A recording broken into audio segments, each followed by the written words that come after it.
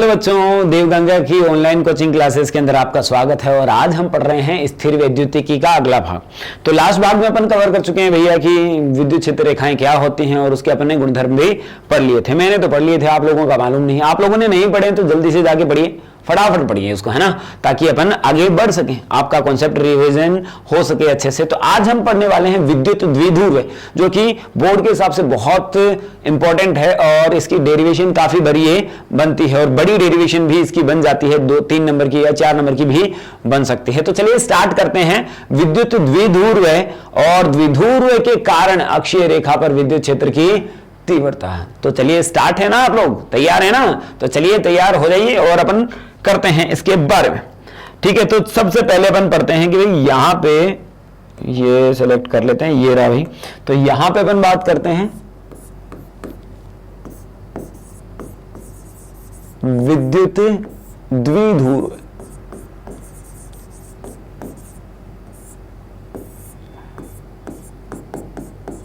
Electric dipole.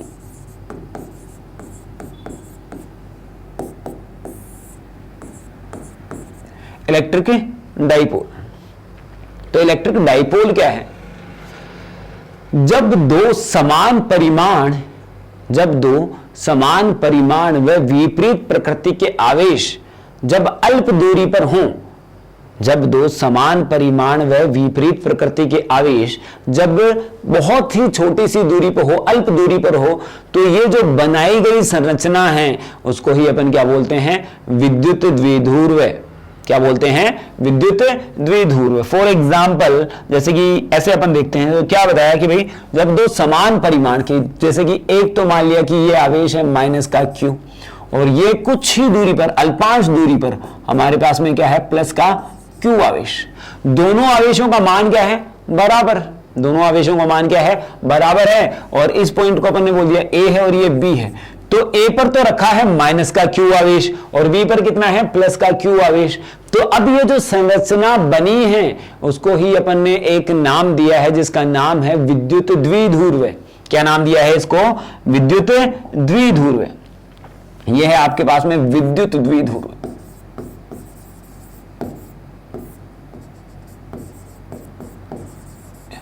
विद्युत द्विध्रुव जिसको बोलते हैं इलेक्ट्रिक डाइपोल। क्या बोलते हैं? Electric dipole.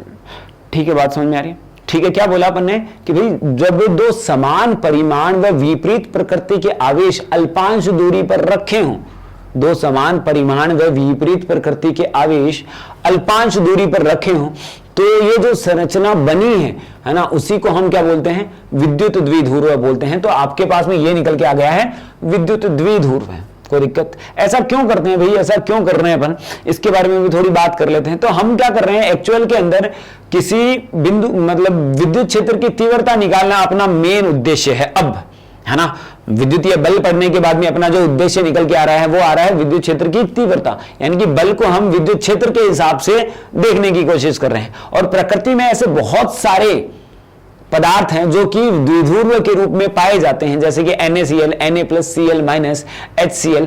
तो हम क्या कर रहे हैं कि इनके कारण किसी बिंदु पर अपने को क्या निकालनी हो? विद्युत क्षेत्र की तीव्रता निकालनी हो तो अपन आसानी से निकाल पाए। हर बार अपने को बिंदु आवेश के कारण अलग अलग करके नहीं निकालनी पड़े, जैसे कि हम अध्यारोपण के सिद्धांत से करते थे कि आवेशों के निकाय के कारण किसी एक आवेश पर जो कुल तीव्रता निकालनी पड़ी थी, वैसे नहीं निकालने पड़े। आपके पास में जब ऐसा है तो हम एक शॉर्टकट बना रहे हैं विद्युत क्षेत्र की तीव्रता निकालने के लिए, बस यही है। ठीक है ना? क्या बोला अपन ने भाई, अपने पास में द्विध्रुव है, NaCl है, HCl है, तो यहां पे है तो हमें बोल दिया जाता है कि इसकी अक्षीय रेखा पर और निरक्षीय रेखा पर विद्युत क्षेत्र की तीव्रता ज्ञात कीजिए।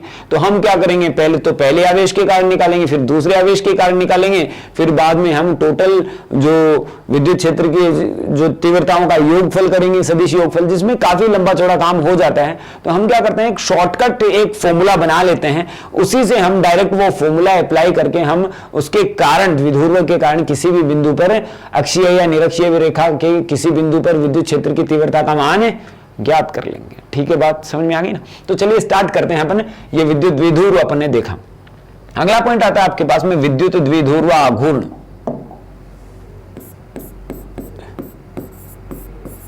विद्युत द्विध्रुव आघूर्ण, electric dipole moment, electric dipole moment. तो क्या होता है कि हमने ये तो देख लिया कि भाई यहां पे ये आवेश है, ये माइनस का क्यू और ये प्लस का क्यू, दोनों समान परिमाण के हैं लेकिन विपरीत प्रकृति। अरे बात समझ रहे हैं इसका मतलब, एक 10 माइक्रोकूलम का है तो प्लस दूसरा क्या है प्लस 10 माइक्रोकूलम का, एक माइनस का है तो एक क्या है प्लस का, लेकिन परिमाण दोनों का क्या है समान, परिमाण दोनों का क्या है समान है। तो यहां पे है तो इन दोनों की जो बीच की दूरी है वो अल्प है, कितनी है अल्प। मैं इस दूरी को बोलता हूं 2a, नाम दे दिया, क्या नाम दे दिया 2a बोल सकते हैं, 2l बोल सकते हैं या फिर r भी ले सकते हैं, लेकिन आगे जाके पता चल जाएगा आप लोगों को कि 2a ही क्यों लिया है या फिर 2l ही क्यों लेते हैं, ताकि कैलकुलेशन में अपने पास में एरर नहीं आए, इजीली अपने कैलकुलेट कर सकें उसको, तो इसलिए अपन ऐसा करते हैं। ठीक है, तो यहां पे अपन ने देखा कि भाई ये तो है विद्युत द्विध्रुव।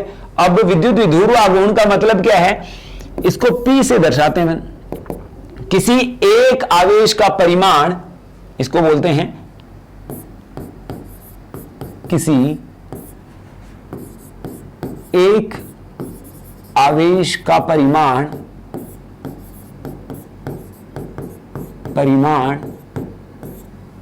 वह बीच की दूरी का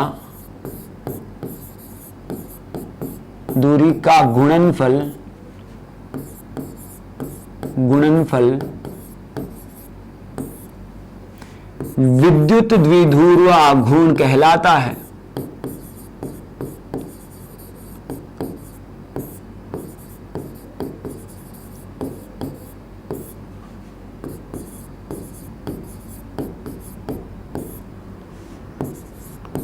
क्या बोला भाई अपन ने, किसी एक आवेश का परिमाण व बीच की दूरी का गुणनफल, कोई भी एक आवेश है उसका परिमाण लिया और उसकी बीच की दूरी ली और उन दोनों का जो गुणनफल है वही क्या कहलाएगा आपके पास में विद्युत द्विध्रुव आघूर्ण, इलेक्ट्रिक डाइपोल मोमेंट। अरे बात समझ में आ रहा है ना भाई। ठीक है, तो क्या बोला कि ये आपके पास में क्या है विद्युत द्विध्रुव है। ठीक है, किसी इसका एक आवेश, कोई भी आवेश ले लो, प्लस ले लो वाला या फिर माइनस ले लो, इसका परिमाण ये ले लिया Q, परिमाण तो क्या करता है माइनस को प्लस कर ही देगा, इनटू में क्या होगा 2a, इनटू में 2a। ठीक है ना, तो भाई यहां से आपके पास में ये हो गया आपके पास में विद्युत द्विध्रुव आघूर्ण, किसी एक आवेश का परिमाण व बीच की दूरी का गुणनफल। बीच की दूरी कितनी है 2a है ना भाई, तो यहां पे बीच की दूरी 2a आ गई तो मैंने 2a रख दी। ठीक है, तो यहां पे ये एक सदिश राशि होती है, कैसी राशि होती है, यह एक सदिश राशि होती है। ठीक है, जिसकी दिशा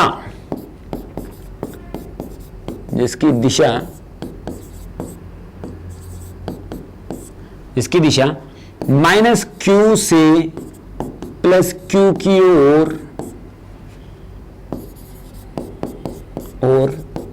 होती है, जिसकी दिशा किधर होती है माइनस Q से प्लस Q की ओर होते हैं। बात समझ में आ रही है ना।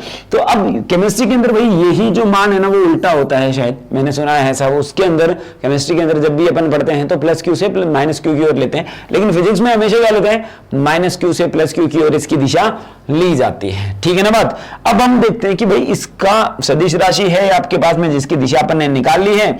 अब हम देखते हैं कि इसका मात्रक क्या होगा, मात्रक जो निकल के आएगा, बोलो आप, यहां पे तो क्या है Q है, क्या है Q, और Q क्या है आवेश, और आवेश का मात्रक क्या हुआ है, क्या हुआ है आवेश को मात्रक कूलॉम, क्या होता है कूलॉम होता है। तो ये हुआ आपके पास में कूलॉम, इनटू में यहां पे क्या है दूरी का मात्रक कितना होता है मीटर। ठीक है, तो यहां पे जो यूनिट निकल के आई है वो कूलॉम इनटू में मीटर निकल के आ गई, और इसकी विमा भी तो अपन निकाल सकते हैं, ये तो अपन ने पढ़ाई है 11th क्लास में। कूलॉम की विमा कितनी होती है A1T1, तो यहां पे आया A1T1। ठीक है, अब यहां से आपके पास में जो मीटर है, मीटर की विमा कितनी निकल के आती है L1, कितनी निकल के आती है L1।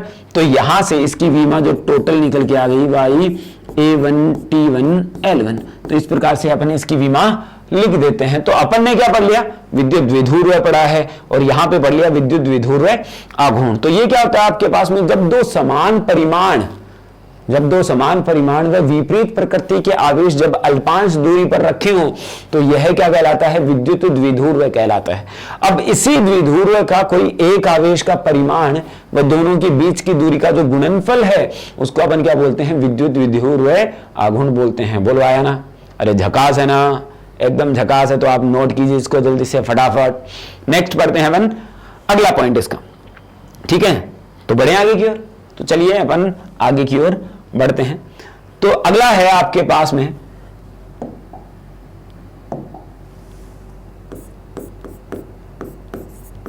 विद्युत द्विध्रुव के कारण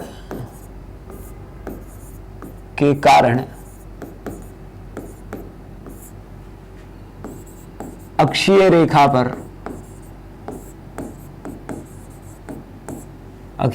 पर विद्युत क्षेत्र की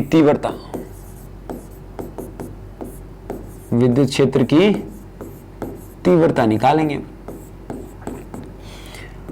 विद्युत द्विध्रुव के कारण अक्षीय रेखा पर स्थित किसी बिंदु पर विद्युत क्षेत्र की तीव्रता अपने को निकालनी है, ठीक बात। तो मान लेते हैं आपके पास में, तो ये है आपके पास में कोई विद्युत द्विध्रुव है, माइनस का Q है ये, और ये यहां पे है आपके पास में प्लस का Q। बीच की दूरी तो अपन जानते ही हैं कितनी है, 2a होती है। इस पॉइंट को अपन ने ले लिया A और इस पॉइंट को ले लिया अपन ने B, सिंपल। और यहां पे मैंने लिया है मिड पॉइंट O, मध्य बिंदु है द्विध्रुव का। तो ये मध्य बिंदु हुआ, तो ये दूरी कितनी A और ये दूरी भी कितनी A, बोलो समझ में आ रही ना, है ना। तो हमें क्या करना है भैया, हमें जो करना है ना, हमें कुछ नहीं करना है, हमें आगे की तरफ बढ़ा के ये पॉइंट लेना है और यहां पे पॉइंट P ले लेना है। और ये पॉइंट अपन ने ले लिया क्या, P ले लिया, और इसी के ऊपर ये जो P है ना, वही है हूण की जड़, इसी के ऊपर अपने को क्या करना है, विद्युत क्षेत्र की तीव्रता का मान निकालना है। तो चलिए निकाल देते हैं अपन विद्युत क्षेत्र की तीव्रता का मान निकालना, कौन सी बड़ी बात है। और ये जो P है वो ऐसा बोला गया कि भाई यहां से मिड पॉइंट से R दूरी पर अपने पास में है, कितनी दूरी पर है, R दूरी पर है। तो R दूरी पर है आपके पास में। तो चलिए हम करते हैं बिंदु P पर विद्युत क्षेत्र की तीव्रता का मान। तो सबसे पहले तो मैं क्या करूंगा, सबसे पहले हम -Q आवेश के कारण विद्युत क्षेत्र की तीव्रता ज्ञात करेंगे। और तुम्हें याद होगा, प्राचीन समय की बात नहीं है ये, कुछ ही समय की बात है। तो अपन ने बोला था कि जहां पे भी अपन ने विद्युत क्षेत्र की तीव्रता का मान ज्ञात करते थे, वहां पे क्या करते थे, लड्डू रखते थे। अरे क्या रखते थे, मानते थे कि वहां पर कोई क्या है, धनात्मक आवेश है। वहां पे मानते थे, अपन एज्यूम कर लेते थे कि वहां पर कौन सा आवेश है, कोई धनात्मक आवेश है। तो हम यहां पे एज्यूम कर लेते हैं कि वहां पे कौन सा आवेश है, धनात्मक आवेश है, ठीक है। तो पहले तो मैं इस -Q के कारण बिंदु P पर विद्युत क्षेत्र की तीव्रता का मान निकालने वाला हूं भाई, ठीक है। तो अपन निकालते हैं -Q के कारण बिंदु P पर विद्युत क्षेत्र की तीव्रता -Q के कारण। तो यहां पे अपन ने मान लिया कितना, प्लस का Q नॉट और ये माइनस का Q। तो यहां पे विद्युत क्षेत्र की तीव्रता किधर आएगी, इस साइड में आएगी ना, बोलो भाई, अरे आएगी ना। तो यहां पे अपन ने बोल दिया E1, कितना नाम दे दिया अपन ने, E1। तो बिंदु आवेश के कारण जो विद्युत क्षेत्र की तीव्रता का फॉर्मूला जो होता है वो कितना होता है, KQ/R²। कितना होता है, KQ/R²। तो यहां पे आएगा E1 बराबर, पहले के कारण अपन ने माना वो E1 मान लिया, E1 बराबर बोलो KQ। यहां पे मैं -Q नहीं लेने वाला हूं, क्योंकि मैंने विद्युत क्षेत्र की दिशा इधर दर्शा दी है। आकर्षण प्रकृति क्यों हो रही है इसकी, क्योंकि ये क्या कर रहा है, माइनस है, तभी तो हो रहा है। तो मैंने इसको इसलिए दर्शा दिया है। अब बीच की दूरी कितनी हुई, A और P के मध्य की दूरी है, तो मैं यहां पे ले लेता हूं AP का होल स्क्वायर। कोई दिक्कत नहीं है ना। अब एपी को मैं बदलूंगा आर की फॉर्म में, क्योंकि अपने को मान किसका दे रखा है, आर का। आर का कैसे दे रखा है, उसने बोला है कि मध्य बिंदु, ये जो मध्य बिंदु है वो है ना, उसी से कितनी दूरी पर है, आर दूरी पर है, ठीक है ना। तो मैं क्या लिख सकता हूं, एपी को अपन लिख सकते हैं ना, एपी को आर प्लस का ए लिख सकते हैं ना भाई। क्या लिख सकते हैं, देखो यहां पे एपी और यहां पे तो आर रहा और ये बीच का मिड पॉइंट है, तो ये कितना बचा, ए। तो इसको लिखूंगा मैं आर प्लस का ए। अब मान रख देते हैं अपन, तो E1 का जो मान निकल के आएगा, कितना निकल के आएगा, के क्यू बट्टे आर प्लस ए का होल स्क्वायर, ठीक है, ये आ गया। और इसकी दिशा बता रखी है, इस साइड में है, देखो इस साइड में, तो ये अपन ने यहां पे डिनोट करते हैं डायग्राम के अंदर। तो यहां तक कोई दिक्कत है क्या भैया, नो दिक्कत ना। तो चलिए कोई दिक्कत हम नहीं है, तो कोई परेशानी नहीं है मुझे भी। अब अपन ने एक के कारण तो निकाल लिया, माइनस क्यू के कारण निकाल लिया। अब हम क्या करने वाले हैं, प्लस क्यू के कारण इस बिंदु P पर, किसके कारण निकालने वाले हैं, प्लस क्यू के कारण इस बिंदु P पर विद्युत क्षेत्र की तीव्रता का मान ज्ञात करेंगे। कर देते हैं, तो यहां पे लिखते हैं अपन प्लस क्यू के कारण बिंदु P पर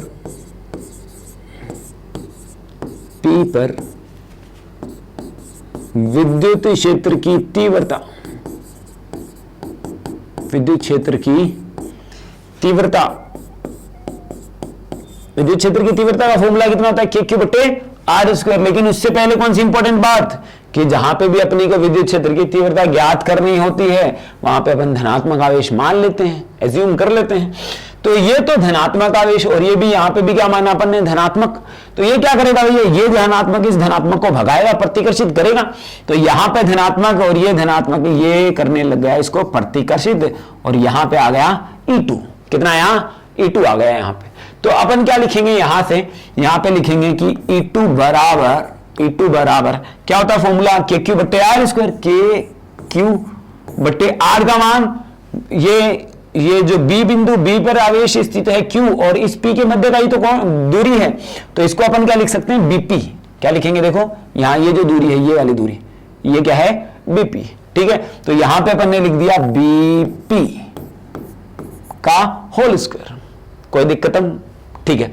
तो यहां पे अपन बात करते हैं कि भाई ये जो BP जो निकल के आया है उसको भी अपन को किस में बदलना पड़ेगा, R प्लस ए की फॉर्म में बदलना ही पड़ेगा। क्या कर सकते हैं अपन, अब देखो यहां पे ये तो R है और ये A है, देखो ये तो R है, ये देखो यहां से यहां तक R है P बिंदु तक, और यहां पे है आपके पास में A, तो मैं इसको लिखना अपने को, तो R माइनस ए लिख सकते हैं ना, R माइनस का ए। अरे समझे बात, मुझे यहां तक नजर आ रहा है, आप बोल रहे हैं कि सर नहीं आई बात समझ में।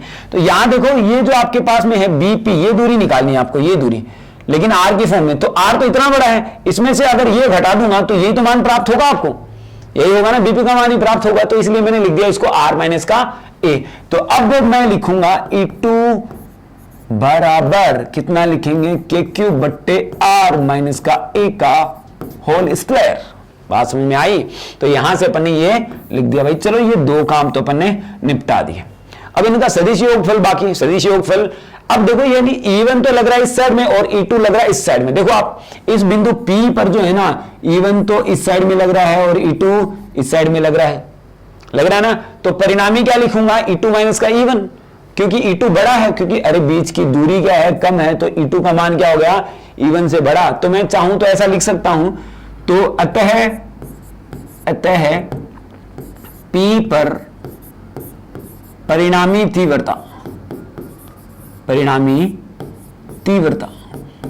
जो तीव्रता निकल के आएगी वो आएगी EP बराबर, P पर है तो इसलिए मैं EP बोल देता हूं। ये कितना आएगा, E2 माइनस का E1। ये लिख दिया अपन ने, कोई दिक्कत नहीं है मुझे तो, यहां तक कोई परेशानी नहीं है। अब E2 का मान कितना है, KQ बट्टे R माइनस का होल स्क्वायर। तो यहां पे मान लिखता हूं मैं, या EP बराबर KQ बट्टे R माइनस A का होल स्क्वायर माइनस कितना आएगा, KQ बट्टे R प्लस A का होल स्क्वायर। क्लियर, अरे साफ है ना, बिल्कुल क्लियर का मतलब क्या हुआ, एकदम साफ है सर। तो यहां पे आया KQ, तो ये आया EP बराबर, बोलो भैया कितना आया, KQ। ये तो आ गया इधर, कॉमन ले लिया अपन ने, और यहां पे बच गया आपके पास में 1 में R माइनस A का होल स्क्वायर माइनस 1 में R प्लस A का होल स्क्वायर, तो ये अपन ने इसको रख दिया है, ठीक है ना, आसानी चल रहा है ना, बहुत इजी है।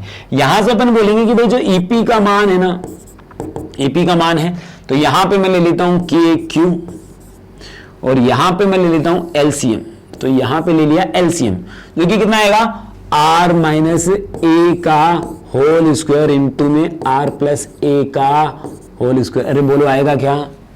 अरे आएगा ना, ये इंटू ये करके अपन एलसीएम ले लेते हैं। मैथ वाले तो बहुत अच्छे से जानते हैं, बायो वाले को भी मालूम होगा कि भाई इसको इंटू में इसको अपन ये नीचे करते हैं तो यहाँ पे अपन इसको एलसीएम में ले सकते हैं। तो भाई ये से तो ये कट गया, अब ये मल्टीप्लाई करूंगा मैं 1 से, तो यहाँ पे कितना आया आर प्लस ए का होल स्क्वायर। बोलो ठीक। हाँ, अब यहां से अपन बोलेंगे भाई यहां से आर प्लस ए है, आर प्लस ए का होल स्क्वायर है, वो तो आर प्लस ए का होल स्क्वायर से कट जाएगा और यहां पे आर माइनस ए का होल स्क्वायर सीधा मल्टीप्लाई होगा किससे? इस वाले 1 से। तो यहां से कितना बच गया आर माइनस ए का होल स्क्वायर। तो कोई दिक्कत नहीं है ना। एक बार नोट कीजिए, अगले पेज के ऊपर अपन आगे की ओर बढ़ते हैं, ठीक है, पॉज करके नोट कर लीजिए आप। अब यहां पे आपके पास में हम पहुंच चुके हैं यहां, तो अब अपन ने क्या निकाला भाई, यहां पे वापस लास्ट वाली लाइन लिख लेते हैं अपन। ईपी का जो मान निकल के आया है वो आया है के क्यू और यहां पे जो आया ना वो आया आर प्लस ए का whole square minus R minus A का होल स्क्वायर अपॉन में आर माइनस ए का होल स्क्वायर इंटू में आर प्लस ए का होल स्क्वायर। ये वैल्यू अपने को प्राप्त हो गई। अब इसको अपन खोलेंगे, ओपन करेंगे इसको, ए प्लस बी का होल स्क्वायर तो बनता है क्या ए स्क्वायर प्लस का बी स्क्वायर प्लस का 2ab। तो यहां पे अपन इसको सॉल्व करते हैं, तो यहां पे जो मान निकल के आया ईपी का जो मान निकलेगा आपके पास में कितना निकलेगा के क्यू इंटू में यहां पे जो मान निकल के आया ना वो आएगा आर स्क्वायर प्लस का ए स्क्वायर प्लस 2ar। बोलो यहां पे अपन करेंगे माइनस आर माइनस ए का होल स्क्वायर कितना होता है आर स्क्वायर प्लस का ए स्क्वायर माइनस का 2ar, लेकिन यहां पे माइनस पहले से है तो माइनस वाली चीज तो क्या हो जाएगी प्लस की और प्लस वाली क्या हो जाएगी माइनस की। तो आर स्क्वायर प्लस का बनेगा तो ये आएगा माइनस का आर स्क्वायर माइनस का ए स्क्वायर प्लस का 2ar, ये बन जाएगा। और यहां पे अपन ने ये सॉल्व कर लिया। अब यहां पे भी देखो, यहां पे भी एक कहानी छुपी हुई है, R minus A into R plus A, दोहराएं इसको, R minus A into R plus A, R minus A into R plus A. बोलो क्या आर स्क्वायर माइनस का ए स्क्वायर, अरे A plus B into A minus B यानी कि A square minus का B square. तो यहां पे क्या निकल गया आपके पास में आर स्क्वायर माइनस का ए स्क्वायर का होल स्क्वायर, ये निकल के आएगा। अब ये भाई आर स्क्वायर से तो आर स्क्वायर है ना अपने घर चला गया, इसको घर भेज देते हैं है ना, यहां से भेजेंगे लेकिन इस रास्ते से, ये अपने घर चला गया और यहां से ये स्क्वायर है वो भी अपने घर चला गया। यहां क्या काम है इनका। अब यहां पे बात आती है, यहां पे अपन ने बात कर रहे हैं कि वो जो ईपी निकल के आया है ना, ये जो ईपी निकल के आया है, ये जो ईपी निकल के आया है वो कितना निकल के आया है के क्यू इंटू में 2ar प्लस का 2ar यानी कि 4ar, प्लस में है ना 2ar प्लस का 2ar, इसका मतलब कितना हुआ 4ar बट्टे यहां पे आया है आपके पास में आर स्क्वायर माइनस का ए स्क्वायर का होल स्क्वायर। कोई प्रॉब्लम नहीं है भैया, यहां तक अपन इसको सॉल्व कर लिया है, ठीक है। अब इसको अपन चाहें तो ऐसा कर सकते हैं, इसको अपन चाहें तो ऐसा कर सकते हैं, ई पी बराबर के क्यू इंटू में 2 इंटू में 2ar लिख सकते हैं ना इसको। 4ar को मैंने क्या लिख दिया 2 इंटू 2, 4ar को क्या लिख दिया है 2 इंटू 2, तो यहां पे 2 इंटू में 2ar लिखा और यहां से मैं आर स्क्वायर को कॉमन लेता हूं, यहां से मैं आर स्क्वायर को कॉमन लूंगा। देखो आर स्क्वायर को कॉमन बहुत ध्यान से लेना है, तो भैया आर स्क्वायर को अगर मैं कॉमन लूंगा तो ये स्क्वायर इसके भी स्क्वायर बनेगा, तो आर की पावर कितना बनेगा 4। आर स्क्वायर मैंने कॉमन लिया है और कोष्टक से बाहर निकालूंगा तो कितना आएगा आर की पावर 4 और यहां पे कितना बन गया 1 प्लस का 1 माइनस का माइनस आएगा भाई, हाँ, तो यह 1 माइनस का ए स्क्वायर अपॉन में आर स्क्वायर का होल स्क्वायर, ठीक है, ऐसा ही था ना भाई, हाँ ऐसा ही था। तो यहां पे अपने को ये सॉल्व कर लिया है। तो अभी यहां से अपन क्या करते हैं, एक आर से तो एक आर उड़ा देंगे, तो यहां पे कितना बच गया आर क्यूब बच गया है कट के। और यहां पे देखो आप एक नई कहानी चल रही है, क्यू इंटू 2a, क्या चल रहा है यहाँ पे, Q इंटू टू ए है। अरे कुछ याद आया क्या Q इंटू टू ए से? Q इंटू टू ए क्या था, द्विध्रुव आघूर्ण P बराबर Q इंटू टू ए। तो यहां पे ये चीज है, तो इसको इन दोनों की जगह पे अपन क्या लिख सकते हैं, P लिख सकते हैं। तो यहां पे जो मान आएगा ना, यहां पे जो मान आ रहा है आपके पास में कितना आ रहा है बोलो, ये आया 2kp अपॉन में आर क्यूब इंटू में 1 माइनस का ए स्क्वायर अपॉन में आर स्क्वायर का होल स्क्वायर। यही मान आता है आपके पास में। यही होता है विद्युत द्विध्रुव के कारण अक्षीय रेखा पर विद्युत क्षेत्र की तीव्रता। देखो आपने क्या किया, बिंदु आवेश के कारण अलग अलग निकाल के उनको जोड़ रहे हैं। हम क्या कर रहे हैं, उनको जोड़ने की बजाय, इतना तामझाम अलग करने के बजाय एक शॉर्टकट फॉर्मूला निकाल लिया, ताकि मैं क्या कर सकता हूं, विद्युत क्षेत्र की तीव्रता का आसानी से शॉर्टकट फॉर्मूले से मैं उसका आंसर निकाल सकता हूं। अब एक कंडीशन और है, कंडीशन तो लगती ही लगती है, तो यहां पे अपन कंडीशन अप्लाई और कर देते हैं, कंडीशन और लगा देती है। इफ यदि क्या हो, आर का मान बहुत बड़ा हो ए से, आर का मान क्या हो, बहुत बड़ा हो ए से, तो कितना आएगा, ए स्क्वायर बट्टे आर स्क्वायर, तो और भी छोटा बन जाएगा, लगभग कितना बन जाएगा, 0। अरे खुद देखें ना आप कि भाई अगर ए का मान तो 1 है और आर का मान 100 है, तो 1 बट्टा 100 0.01। अगर उनका स्क्वायर का भी कर दे तो 1 का तो 1 ही हुआ और 100 का स्क्वायर 10,000, तो 1 बट्टा 10,000 यानी कि 0.0001 ऐसे आएगा ना आपके पास में। तो लगभग मैं इसको क्या बोल देता हूं, 0। कितना बोल दिया अपन ने, 0 बोल दिया। तो यहां पे अपन देख रहे हैं ये ए स्क्वायर बट्टे आर स्क्वायर 0, और यहां पे क्या बन गया, 1 का होल स्क्वायर, और 1 का होल स्क्वायर तो कितना, 1 ही बनता है, इसमें भी कौन सी पूछने की बात है। तो यहां से जो ईपी का फॉर्मूला बन के आएगा, वो ईपी का फॉर्मूला आपके पास में निकल के आया है, ईपी बराबर 2kp अपॉन में आर क्यूब, ईपी बराबर 2kp अपॉन में आर क्यूब। ये फॉर्मूला आपके पास में निकल के आ जाता है। तो बहुत ही इंपॉर्टेंट फॉर्मूला है ये भाई, बहुत ही इंपॉर्टेंट फॉर्मूला है। द्विध्रुव के कारण, वापस याद रखें अपन, द्विध्रुव के कारण अक्षीय रेखा पर स्थित किसी बिंदु पर, द्विध्रुव के कारण अक्षीय रेखा पर स्थित किसी बिंदु पर विद्युत क्षेत्र की तीव्रता का मान कितना होता है, 2kp अपॉन में आर क्यूब। इसका अपन सदिश रूप भी लिख सकते हैं। इसका सदिश रूप कितना आएगा, सदिश का मतलब क्या हुआ, इस साइड में सदिश तो उस साइड में भी सदिश लाना है अपने को, लेकिन दोनों साइड में पहले से ही सदिश है। तो यहां पे अपन लिखेंगे ईपी का सदिश बराबर 2kp अपॉन में आर क्यूब, है ना, और यहां पे आया पी का सदिश, और ये आपके पास में इसका आंसर बन जाएगा। ठीक है, तो ये आपके पास में इसका फॉर्मूला बन गया कि विद्युत द्विध्रुव के कारण अक्षीय रेखा पर विद्युत क्षेत्र की तीव्रता का जो फॉर्मूला बन के आया है ना, वो कितना आया है, 2kp अपॉन में आर क्यूब। बोलो बात याद रह जाएगी ना, और सिंपल है ना। ऐसे ही अपन क्या करते हैं, जो अपन करेंगे द्विध्रुव के कारण निरक्षीय रेखा पर, किसके कारण निकालेंगे, द्विध्रुव के कारण निरक्षीय रेखा पर विद्युत क्षेत्र की तीव्रता का मान निकालेंगे, लेकिन वो कब निकालेंगे, नेक्स्ट लेक्चर के अंदर। अभी आप फिलहाल आप यहां तक पढ़िए, नोट कीजिए इसको फटाफट, और विद्युत द्विध्रुव के कारण निरक्षीय रेखा पर विद्युत क्षेत्र की तीव्रता का मान नेक्स्ट लेक्चर के अंदर अपन निकालेंगे, और साथ ही करेंगे इन दोनों के मिला के जो न्यूमेरिकल्स बनते हैं अपनी आरबीएससी के अकॉर्डिंग या फिर एनसीईआरटी बुक के अकॉर्डिंग जो भी न्यूमेरिकल्स बन रहे हैं उन सभी को अपन सॉल्व करेंगे। ठीक है ना, बात समझ में आ रही है, बार बार समझाएं क्या, नहीं ना, चलो thank you, have a nice day.